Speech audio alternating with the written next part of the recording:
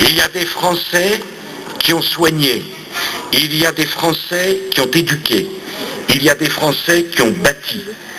Et ce sont des Français qui, du jour au lendemain, ont eu le choix entre la valise et le cercueil.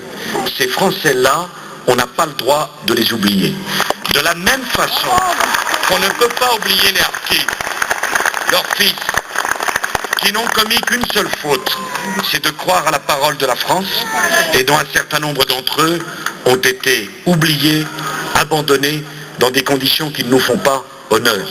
Le système colonial est incontestablement un système qui a porté des injustices. Mais la France peut regarder son histoire sans rougir. La France n'a été responsable d'aucun génocide dans le monde. La France est sans doute le pays du monde qui a le plus fait pour la liberté des hommes. Et je veux d'ailleurs, si je suis président de la République, renouer avec ces valeurs universelles de la France. Chaque fois qu'une femme est lapidée parce qu'elle est suspectée d'adultère, chaque fois qu'une femme est condamnée à porter ce vêtement odieux, qui n'est pas un vêtement culturel, qui est un vêtement d'oppression, qui est la burqa, sur des femmes qui ne sont pas libres, eh bien la France doit être à leur côté. Chaque fois que des femmes sont emprisonnées, je pense à ces malheureuses infirmières bulgares, scandaleusement condamnées en Libye, la France doit se trouver à leur côté. Et puis je pense à notre compatriote, je ne l'oublierai pas, qui depuis 5 ans est retenu scandaleusement dans la jungle colombienne. Je pense à Ingrid Betancourt. Ma priorité sera de la rendre à sa famille.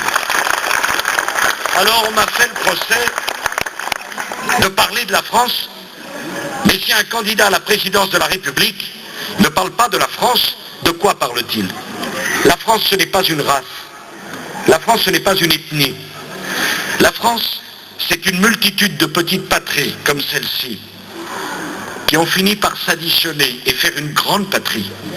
La France, ce sont des territoires qui ont commencé par se comprendre et qui ont fini par s'aimer. La France, c'est pas simplement une démocratie. Les États-Unis, c'est une démocratie. La loi de la majorité sur la minorité. La France est une république. La séparation du spirituel et du temporel. La laïcité. L'égalité de l'homme et de la femme. Si on n'explique pas à ceux qui veulent devenir français ce qu'est la France, il ne faut pas s'étonner qu'ils n'arrivent pas à s'intégrer dans le pays qui va devenir le leur. Parler d'identité nationale, c'est parler de la France.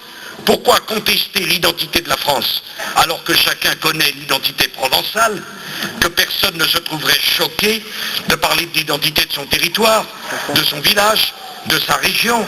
Pourquoi n'a-t-on pas le droit de parler de la France? Et moi, quand je parle de la nation française, je n'accepte pas d'être traité de nationaliste. Et moi, quand je dis qu'il faut maîtriser l'immigration pour intégrer ceux qui nous rejoignent, je n'accepte pas d'être traité de raciste par cela.